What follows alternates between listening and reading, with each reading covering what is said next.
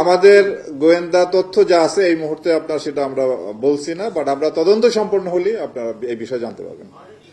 পাহাড়ের ঘটনায় যদি বলি যে এখানে খুব তুচ্ছ কোনো ঘটনা নিয়ে সেটা একটা বড় আকারের একটি রূপ দেওয়ার চেষ্টা হয়। যেমন খাগড়াছড়িতে সম্প্রতি যে ঘটনা ঘটলো, যে একটি ধর্ষণের অভিযোগের কারণে সেখানে এই পরিস্থিতি উদ্ভব হয়েছে। যদিও এই অভিযোগটি পাওয়ার সাথে সাথেই তার একজন আসামিকে গ্রেপ্তার করা হয়েছিল এবং আইন শৃঙ্খলা রক্ষাকারী বাহিনী যথাযথভাবেই ওই মামলার অনুসন্ধান সহ যাবতীয় কাজ করতেছিল।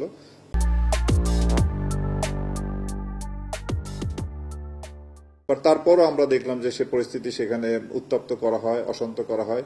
এর পিছনে কোনো না কোনো ইন্ধন আছে। তবে স্থানীয় আইন শৃঙ্খলা রক্ষাকারী বাহিনী, স্থানীয় প্রশাসন এই বিষয়ে তদন্ত কার্যক্রম অব্যাহত আছে এবং যেহেতু একটি ঘটনা ঘটেছে এর সুষ্ঠু তদন্ত হবে এবং এর আইনানুগভাবেই এই ব্যাপারটি মোকাবেলা করা হবে।